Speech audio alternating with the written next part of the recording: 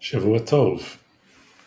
I got a question recently about why it is that there doesn't seem to be much archaeological or geological evidence supporting the story in the Torah told about the Mabul, the flood of Noah. And I thought that was an interesting provocation to look at some of the issues surrounding that topic in Sefer Bereshit, in the book of Genesis. So I think there are different ways of approaching the posing of this question, in the sense that we have to really look carefully at the assumptions that we're making before we undertake an investigation. Because at some level, there are, let's say, theological shortcuts to all of these considerations that are not so interesting intellectually, but they're important at the outset because they should remind us, again, what assumptions we end up having to make in order for this to become a complicated topic. At some level, you could just say, look, if it's a premise that Hashem created the world and Hashem can do everything or anything that he wants, then there always is going to be an explanation for anything that you're trying to make sense of in Tanakh that's just, well, normally things would have worked such and such a way, but because Hashem created the world and he can bend or break the rules however he wants, whenever he wants, in this case, he made it work another way. And therefore, the world looks as it does today, but that has somehow been separated from what happened before. Like normally, if the laws of nature consistently worked a certain way, then you could make inferences about the past based on the evidence you see in the present, and the laws of nature that you see are consistent with the way things work in the present, and then you can kind of work your way backwards. But if sometimes Hashem is just suddenly pressing pause on laws of nature and doing something else, the moment you allow for that possibility, there really is no sense in trying to look for evidence of anything in the past, because what you're really saying is my assumption that things work according to certain rules, which is the necessary assumption for making inferences about the past based on evidence in the present, is broken, it's violated. I'm not actually allowed to make that assumption. And if I'm not making that assumption, then anything could be in the past. There isn't really such a thing as a forensic retelling of the past based on evidence in the present, because you don't know what to assume about how things work then.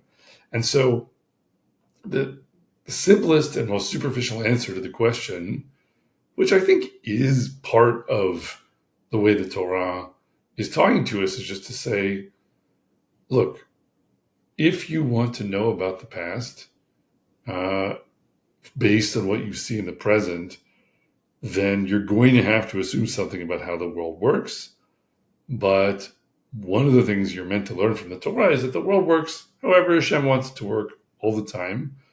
And if he wants to make it work this way on Monday and that way on Tuesday, then he can do that.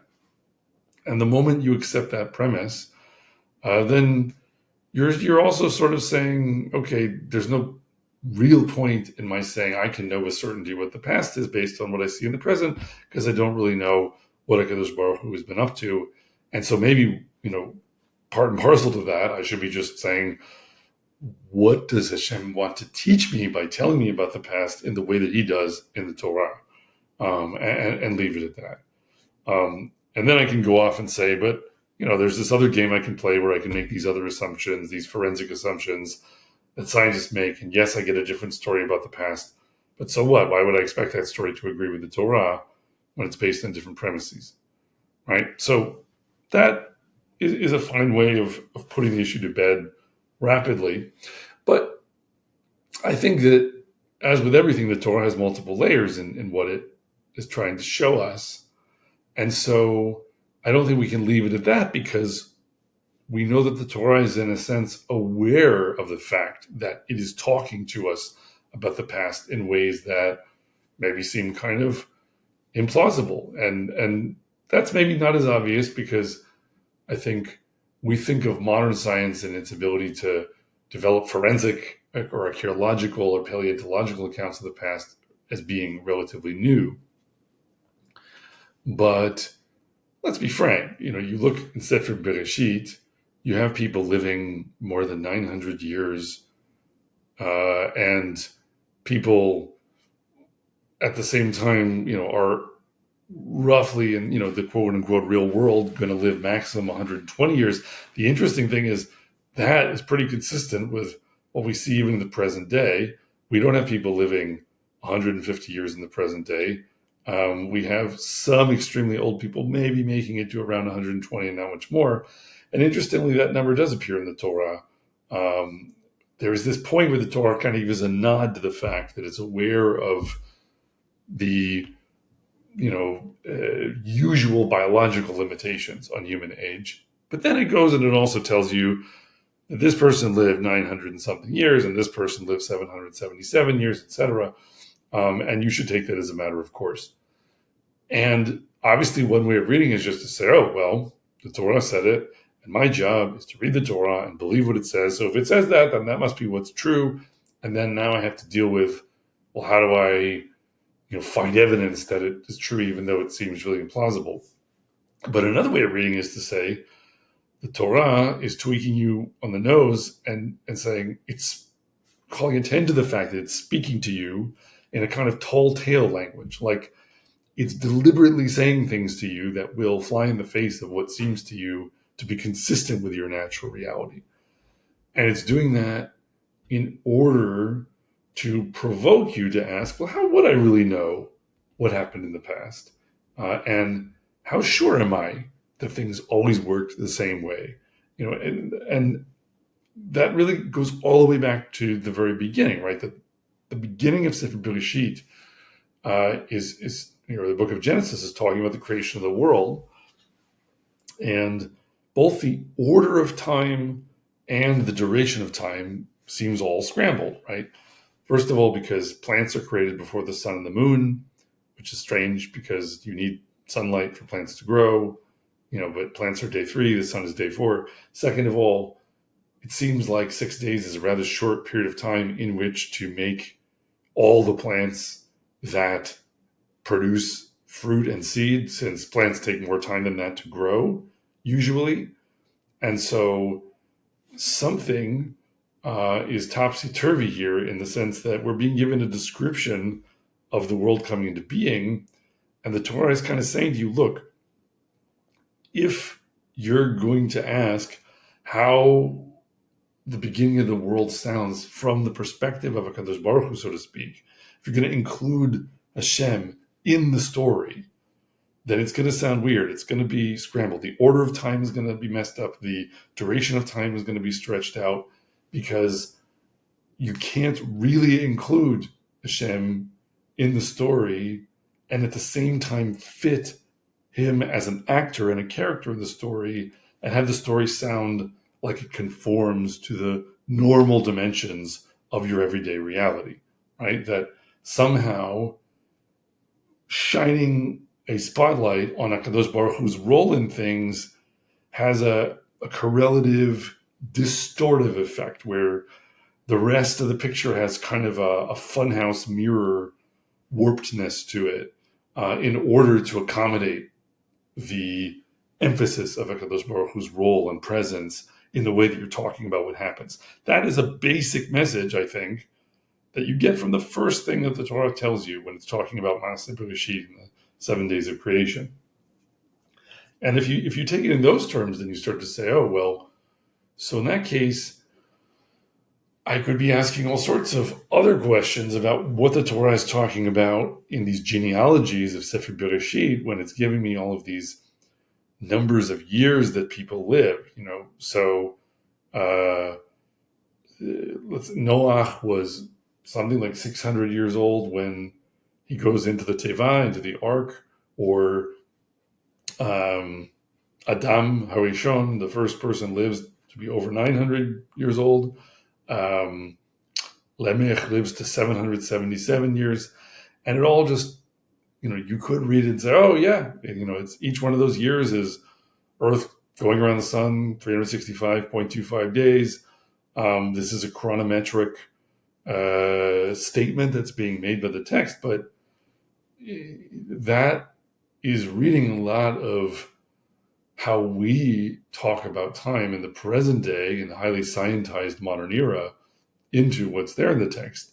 Really, we're talking about events a very long time ago when you had much less literacy, when you had much less modern science, much less chronometry, even keeping track of time and days. And it raises this whole question of what it even means to say, what are years? What is this word shana? Shana has this kind of root that's connected with the idea of change. Like shana means different. So are the shanim being referred to in the Torah like shanim in the astronomical sense of our solar system, or are they changes of some other kind? And you especially might be provoked to ask that because you can resolve this issue with Adam or Metushelach or Lemech or any of these people seeming to live a long time in one of two different ways that suddenly seem like obvious ways of dealing with the text. One of which is to say, if we're talking about something that took 900 years, maybe we're not talking about the life of one person. We're talking more like an age or an era. But the Torah finds it necessary to talk about the development of that era as though it were the life of one man, because without doing that, it's somehow going to fail to communicate to us what it wants to about what happened, right? That if, Noah as a person is a way for the Torah to talk to us about something that did take, 600 years or more to happen, then what that's going to do is it's going to help us to semantically have handles to grab onto that we can relate to. We understand what it is to be an individual and what it is to be a person. We have a much harder time talking about historical phenomena that take centuries and seeing clearly what the different parts of those phenomena are and how they fit together. So maybe the Torah is talking about something that was actually multi-generational, but it's talking about a man, and that actually is not so different than the language the Torah uses elsewhere. Sometimes Esav or Yaakov means a man, and sometimes it refers to nations that are descended from those individuals and that have a scope and a sweep through time that's much greater.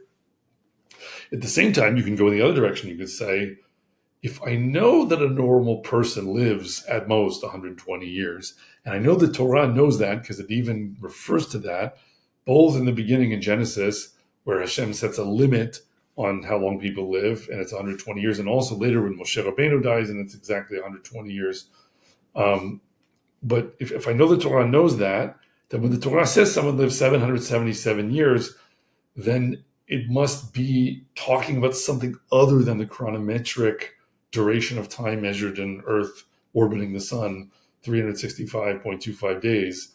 That meant that number of times, that the numbers being used would then have to refer to something else, like that it isn't about exactly how long this guy or that guy lived in a way we'd measure it today, that the numbers stand for some other things.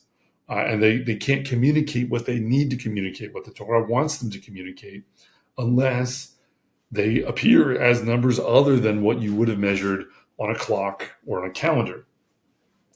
And once you open yourself to that suggestion, then it really starts to seem like, oh yeah, that is definitely what the Torah is doing. You can see that in multiple examples. We mentioned before, Lemech, one of the people mentioned in the early genealogies of Sefer Bereshit in the book of Genesis, he lives 777 years. He's also the last guy alive that's listed before Noah. He's the father of Noah, and he's also the end of the genealogy of Cain before we switch over to the genealogy of Sheth. So you have Cain and Hevel, Cain and Abel. They're the first two sons of Adam and Chava, of Adam and Eve. Cain kills Hevel, and then Cain has a son, Hanoch, and then it goes down through the genealogy of Cain. You go through several generations, and you get to Lemech, and the family of Lemech, who has these progeny, Yaval and Yuval and Tuval Cain, and it talks about the technologies that they each had. One was a shepherd, and one was playing the pipe, and one was making tools of iron. And then that's over with. And then once we're done with Lemech, and we have heard all about him and what he said about Cain, and there's again this thing with the end of the story of Lemech in the genealogies of Cain has to do with the number 7 a lot. I'll just mention Ki Shivatayim Yukam Cain Velemech Shivim V'Shivah. So there's this mention of 777 in this life of Lemech descended from Cain. And then we suddenly switch over Vayed'a Adam Od Et Ishto V'Teled Ben V'Tekra Et Shemo Sheth Ki Shafli Elohim Zera Aher Tachat Hevel Ki Hargu Cain. And Adam knew his wife again, and she bore a son and called his name Sheth. For God said, she has appointed me another seed instead of Abel, whom Cain slew. So now we have Sheth as this other line that comes from Adam and Hava. And then we go down through that line, and we get to the end right before Noach, and again we suddenly have Lemech or Lamech, and that's the one who lives 777 years. So what's the number 7? Oh, that's the number of creation, right? It's telling us about the 7 that showed us how weird time is when Hashem creates the world. And it's a very special number that it's all about how Hashem is the creator of the world, and it's all about Maaseh Bereshit and nature and how nature works. And then we have 7 as appearing in this pasuk. The first time Lemech is mentioned, where Lemech is kind of the end of the line of Cain, other than his children, who are these technologists. And it's Ki Shivatayim Yukam Cain V'Lemech Shivi'im V'Shivah. So it's mentioning Sheva, Sheva, Sheva, 777. And then you go over to Lemech in the other genealogy, which is supposed to be a completely different set of descendants from another person who happens at that exact same timing, at the end of that line before Noach, before the whole world changes, that you also have a Lemech or Lamech. And again, 7 and 7 are being mentioned. He lives 777 years. Let's just find that pasuk so we can confirm it. Vayehi kol yemei Lemech sheva v'shiv'im shana u'shev'a me'ot shana vayamoth. And all the days of Lamech were 777 years, and he died. Vayehi Noach ben hamesh me'ot shana v'yoled Noach et Shem et Ham v'et Yafet. And then Noach is his son, and he has his sons Shem, Ham, and Yafet. So the rest of humanity is going to come from Noach, according to this story, because you have the flood, everyone's wiped out. Noach and his family are the only ones, human beings on the Teva. So that is the moment where there is a clear line drawn under the genealogies of humanity, and everything proceeds from Noach afterwards.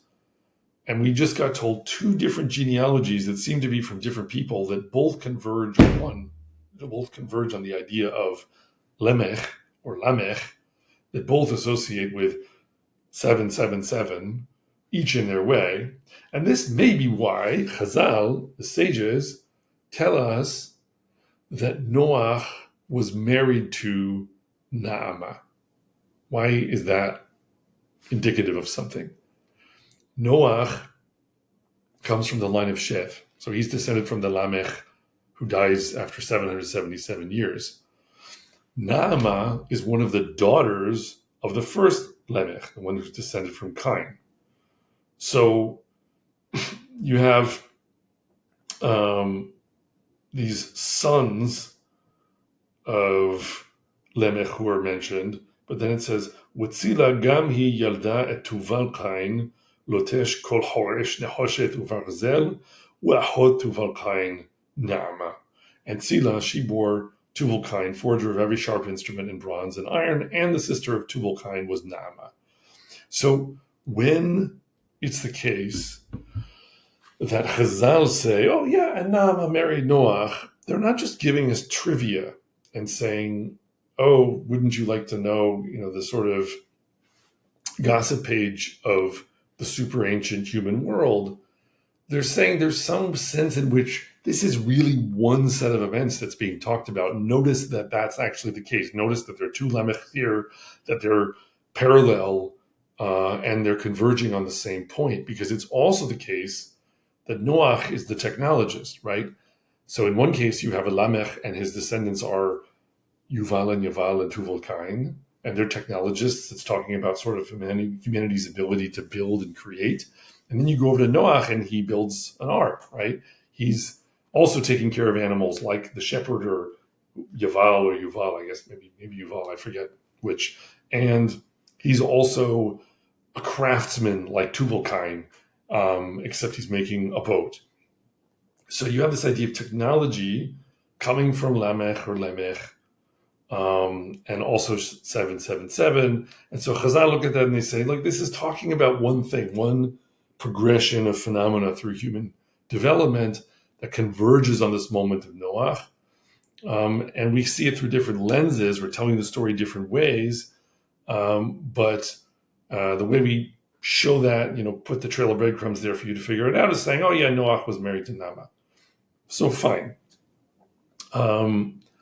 But all of that's just to say that the fact that we actually have been treated to two different tellings of the same human history, and they involve some of the people with the same names, some with people with different names, that already means that it doesn't really make sense to talk about this as though it's a sort of Apollo shuttle trajectory, with all the numbers precisely calculated according to physics, so to speak. These numbers are there to mean something else. The fact that Lamech or Lamech in the line of Sheth lives 777 years, that's not a chronometric statement. That's a statement that's being made to connect us over to the other 7, 7, and 7 that appears in the other Lamech's life. So these numbers that the Torah uses are being laid down for other purposes than for chronometry. And that is, I don't want to say obvious in the text, but I think with a bit of effort, it's pretty clear to establish that chronometry is not what the text is interested in, that it's trying to do something else with these numbers. And you will miss that if you insist on reading it in this chronometric way, because then at that point what you're just saying is, I have one way of reading this, which is Hashem makes miracles, he can do anything, it says this is true, and I give up on all ability to make any kind of forensic argument, because I assume that Hashem can change the laws of nature whenever he wants, and that's always going to be the explanation for all of this. And then we shouldn't expect there to be evidence of anything in the present, because if Hashem doesn't want there to be evidence, there won't be evidence, right? That is a fine component of emunah, to recognize the supremacy of Hashem's will. But then what else is the Torah saying? Because he wants us to study that. He wants us to understand it too. And we go to the next level and we say, okay, but also these numbers are maybe not there for chronometry. So then what else are they there for? I'll just present one other example.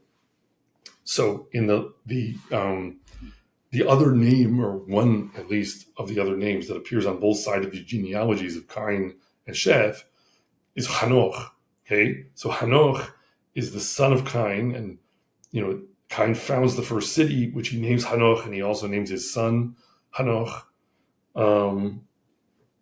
But then there's also this Hanoch in the line of Sheth, and he is interesting because he isn't described exactly the same way as everyone else, because there's this sense of his having a different fate. It says, Vayit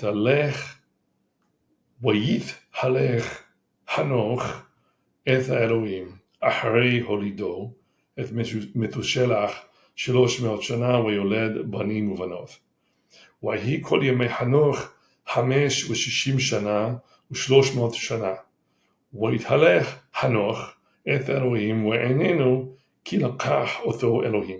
Okay, so, and Hanoch walked with God after he fathered Methuselah 300 years and fathered sons and daughters. And all the days of Hanoch were 365 years. And Hanoch walked with God, and he was not, for God took him. So with others, we hear a more standard statement, but with Hanoch, somehow he walked with Hashem, and Hashem took him. So fine. But notice Hanoch, who's mentioned again on both sides. There's also Hanoch with Cain. Here we have Hanoch. And he lives 365 years. Again, not an arbitrary number, right? 777 is a number that somehow has this kind of exponentiality to it, where there's 7 times 10 plus 7 times 10 times 10 plus 7 times 10 times 10 times 10. So you're seeing the exponential progression of powers of 10. And you have the sense of Hashem created the world, that's the number 7. Hashem made nature, number 7. But then here it's 365 years, which is like a year of years, right? There's 365 days in a year up to that number of significant figures. So 365 years is a sense of exponential also, right? It's 365 times 365 days. Obviously, in reality, it's not exactly that because you have the other digits of how many days there are in a year. But at that level of significant figures, this is like a year of years, an exponential or a geometric progression of years. And you might say, oh, no, that could just be a coincidence. Maybe he just lived 365 years. But if we're looking for, evidence elsewhere that Tanakh does this, I will just mention there's something kind of funny in Sefer Daniel, the end of Sefer Daniel, which is all of these cryptic prophecies about numbers of days and numbers of years. So the second to last pasuk of Sefer Daniel is Ashrei HaMehakeh Uyagia Leyamim 1335. Happy is he who waits and reaches 1,335 days. Because it's talking about all this kind of cryptic, this will be the end, the ketz, the end of days. Let me take, 1,335. We divide by 365.25, and it's 3.65 years, right? So I took 1,335 days, because that's what's mentioned in Sefer Daniel. I divided it by 365 or 365.25. It doesn't matter. In either case, the first three significant figures are 3.65. Okay, so it's not 365 years, it's 3.65 years. But it still contains the sense of exponentiality, but it's divided by 100, but there's still this sense of 365 times 365. But then you look at the next pasuk with Daniel, the last pasuk of Daniel. It says, "Ve'ata lech laketz," and you shall go to the end. "V'tanuach v'ta'amod liguralcha laketz hayamin." For you shall rest and shall stand up for your allotted place at the end of days. Now, this word, your rest, what is that? You shall rest. V'tanuach. Tanuach. What does that sound like? Okay, first of all, it sounds like with Tanach HaTeva, okay? There's a pasuk at the end of the flood with Noah where it says, Tanach HaTeva b'chodesh hashvi'i b'shiv'ah yom l'chodesh al harei Ararat, okay? And the ark rested in the 7th month, on the 17th day of the month, again, playing with sevens, upon the mountains of Ararat. And it's like the end of the world and the birth of a new world, and you have the 7.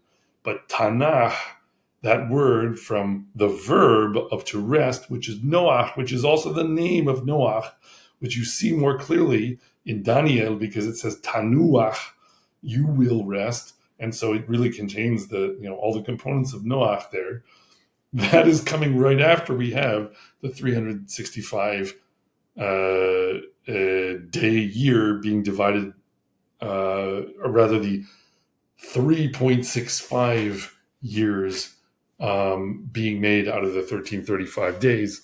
So there's all of this, rich number play that's going on that even is, perhaps directly referencing what goes on with Noah, because what it's kind of saying is that Noah is about the end of the world and the rebirth of the world. And when you're talking about ends of days,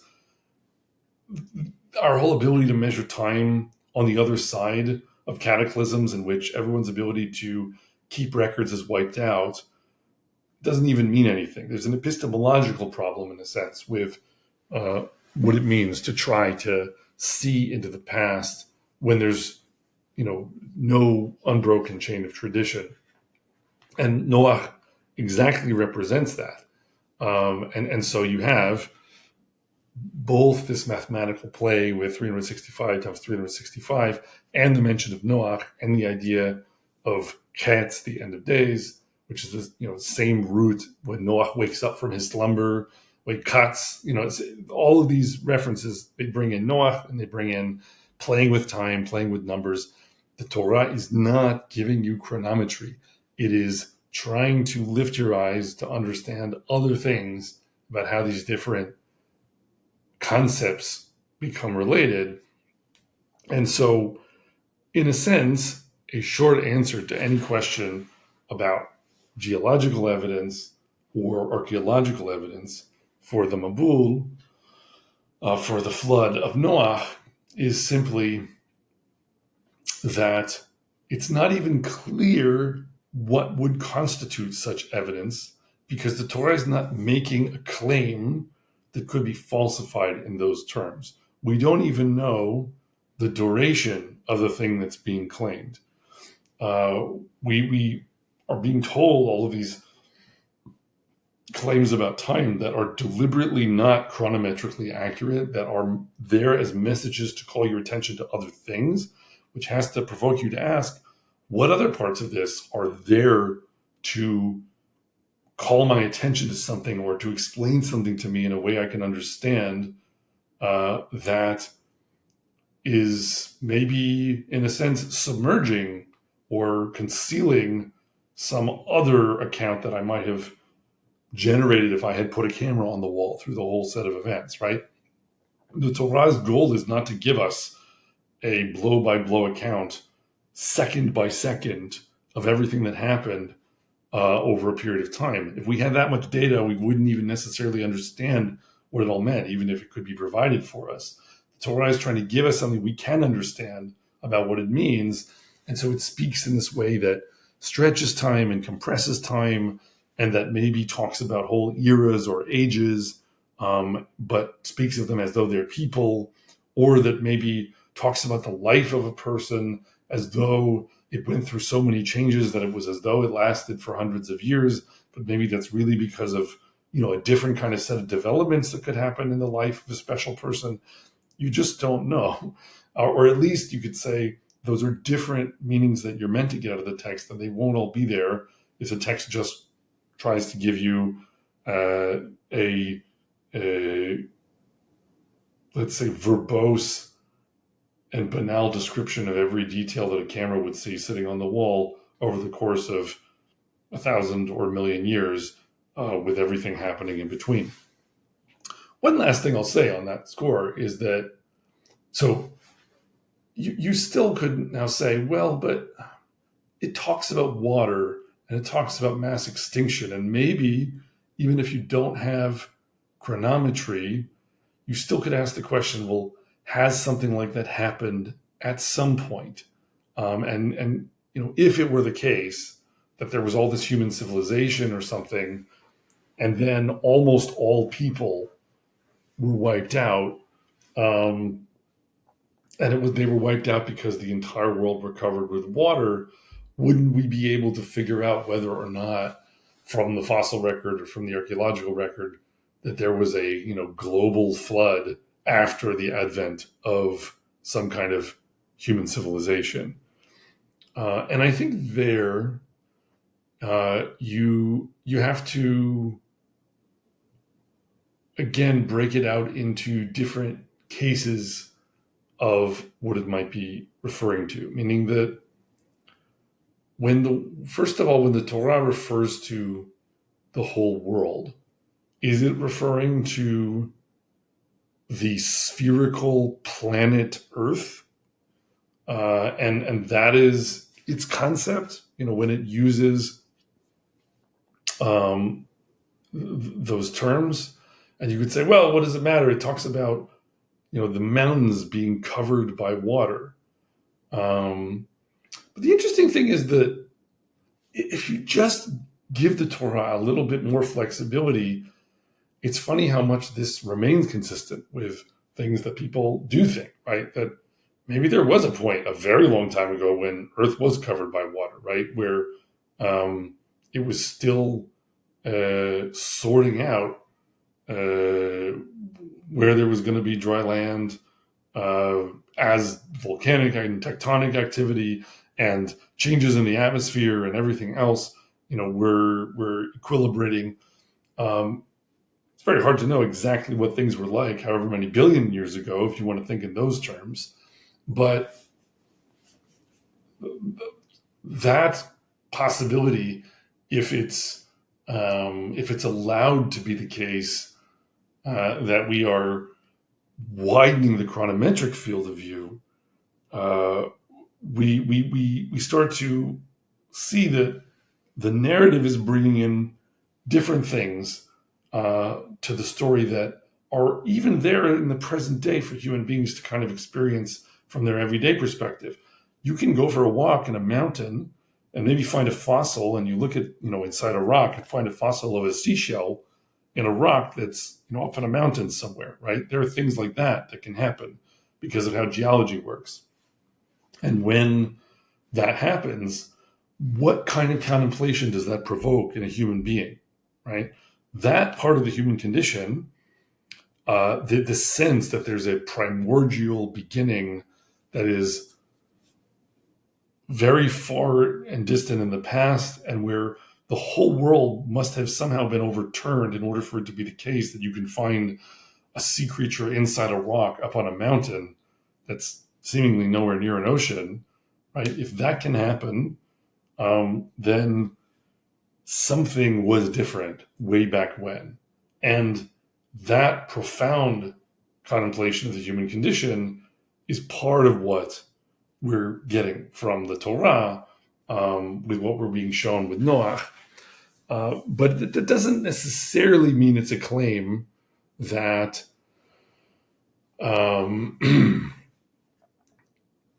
all human beings, except for this one guy and his family, were drowned in H2O at a certain time only several thousand years ago, right? There's no clarity to the chronometry of this, first of all. There's, second of all, I think, no certainty that, especially the earlier you go in Sefer Bereshit, that mayim, like water, necessarily always refers to H2O, right? Is it really the case that when the Torah says that, in these first verses, Ruach Elohim mirahefet ad pnei hamayim, that the Spirit of God hovered over the water before there was light, before there was earth, before there was anything? Is it hovered over the H2O because there was a lot of H2O? Or is mayim something that the Torah is using to tell us about the idea of oblivion, the idea of being covered over with something that erases landmarks and moves all the fixed points around so that all of your bearings are gone and everything that came before is irrelevant to what comes afterwards, because the world is submerged and rearranged and reborn, right? If you think in those terms, there is a sense in which there may have been, a Mabul or many Mabulim, many Noachic floods, cyclically in some sense, insofar as what we're talking about is that there's kind of no way of seeing beyond big change, right? The beginning, many people have observed this, the beginning of the Torah, Sefer Bereshit, Hoshech al pnei tehom, darkness over the deep, that image is the image of the Noachic flood, right? The rain and the clouds, and you're just on water and darkness, and there are no landmarks, and there's nothing. And then new life comes once there's light again. The beginning of the Torah could be written as an account of what happens right after a flood of Noah, so to speak. And it's showing you that because what it's trying to do is it's trying to say that Hashem is going to pick up the story in mid-sentence, so to speak, because it's not really your business what came before until, he wants to start telling you the story. You don't really need to know about the dinosaurs. Although I think, there are things you can find in the Torah that maybe are about dinosaurs, and there's an interesting discourse there, but it's like other work that you have to do in the text. But the point is, there's maybe a lot that came before. We start with Sefer Bereshit, but HaKadosh Baruch Hu says, I'm going to start here because I'm telling you things the way I want to tell it to you so that you get the point and you figure out how to be a good Oved Hashem, to serve HaKadosh Baruch Hu. This is what you need to know and how you should think about the past. And if you view it in those terms, the Mayim, the operative thing with the water, with Noach, is not necessarily that we should be looking for a bunch of skeletons of human beings who drowned on mountaintops only several thousand years ago, but rather that there was some sense of a huge population bottleneck in humanity that was connected somehow to HaKadosh Baruch Hu's judgment of the wickedness of all the other people that there were. And the funny thing is that if you think of it just slightly a click more in the direction of how biologists talk about human anthropological history, that actually makes a fair bit of sense. Why? Because what is ultimately true about Noach and his family and what they do and what commandments they're given by God? They are human beings who take a bunch of animals and feed them and care for them and protect them and sort of ensure their survival and carry them forward into the future. And then they're given these Sheva Mitzvot B'nai Noach.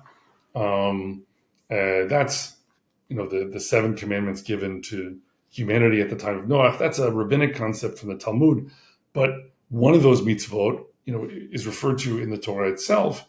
More than one is, but the one I will point to is that Hashem commands humanity not to bite into a living animal.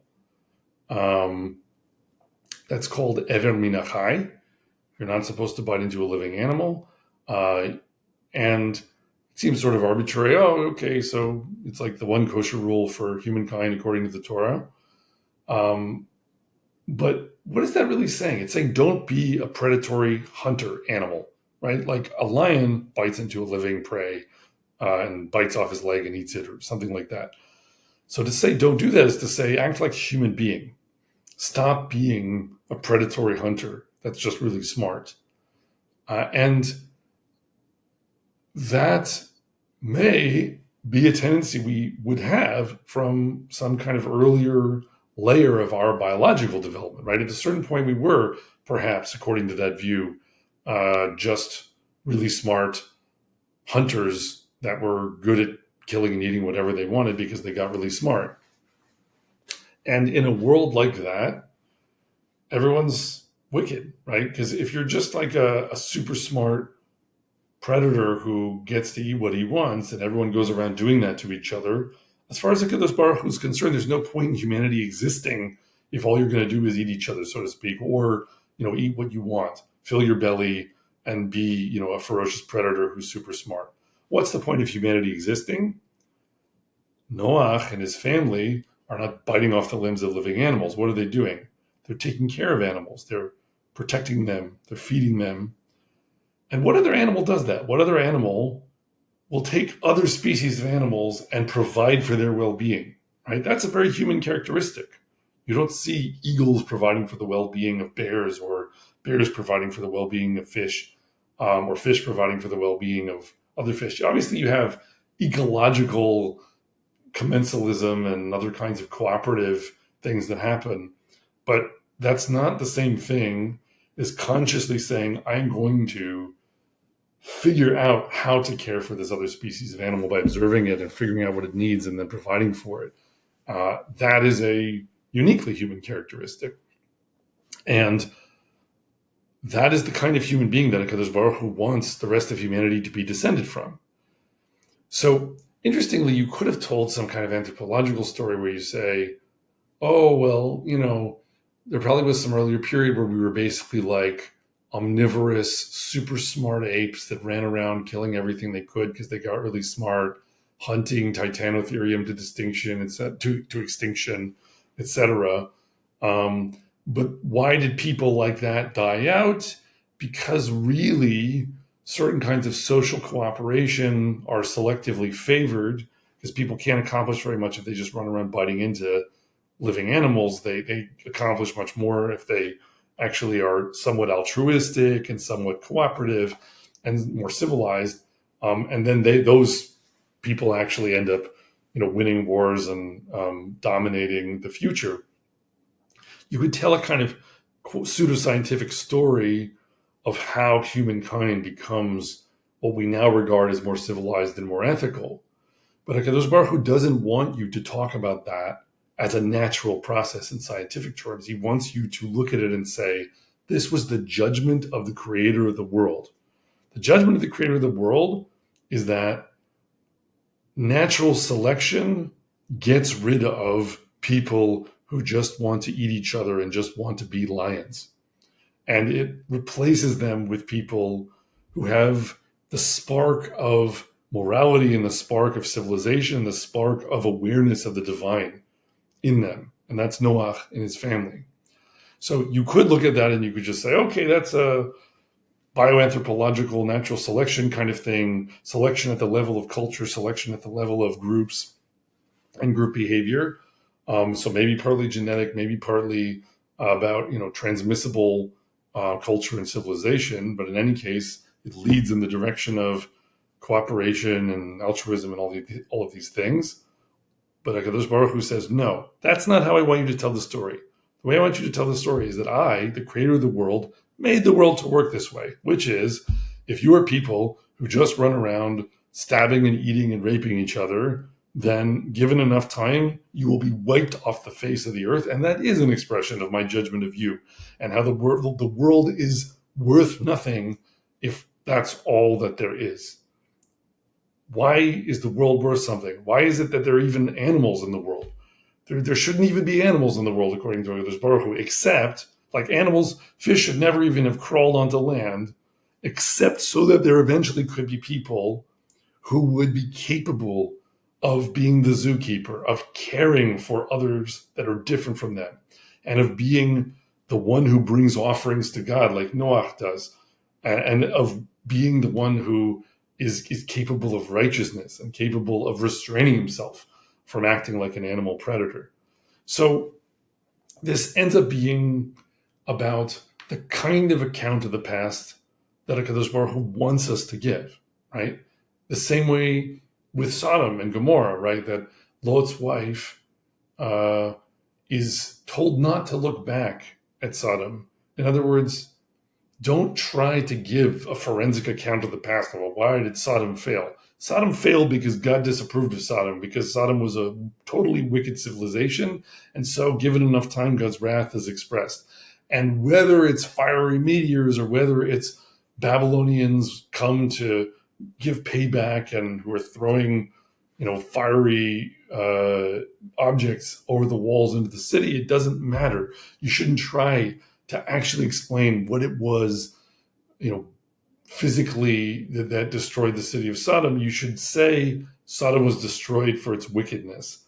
And that's how we're going to tell the story. And Sodom, by the way, many of the same verbiage is used to describe the destruction of Sodom as in the flood for obvious reasons. They're both mass destructions that are in the Torah understood to express the wrath of God at human wickedness.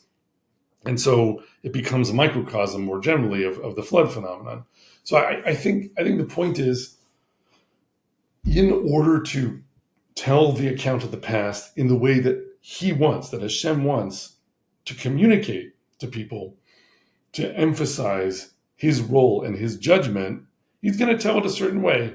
And so he's going to tell it in terms of a flood that he brought because of his mastery over nature, and to emphasize, floods being the massively destructive and very unpredictable and very heavenly in origin kind of thing that someone in their everyday life in the generation the Torah was given to could relate to, right? Rain comes from the sky. When it rains a lot, you can start having an inability to find landmarks anymore. Things are floating around. Water wells up from the ground as all of the sort of aquifers start overflowing and the rivers are overflowing. And so you have this sense of water coming from above and below. And that's a natural way of thinking about HaKadosh Baruch Hu expressing his wrath. So the text will talk in those terms because it wants to talk in those terms. Does that mean we should be looking in the archaeological record for, was there this much water at this, mountain peak at this date? Seems not. It seems that's not what the Torah is saying. That's not what it's about. It's about talking in the way where you're going to get the point. And the point is for you as an Oved Hashem, as a servant of God, to understand what it looks like when his judgment is expressed in the world. And there's going to be things that happen in the world where you could look at them and you'll be able to say, no, that's just physics. That's just, social phenomena. That's why that happened. Or you could look at the same set of events and say, that's the judgment of God, and I have to recognize that. And the way you're going to see that difference is if you understand the difference between talking about the past and the way the Torah talks about it, and talking about the past in the way that archaeologists and paleontologists do.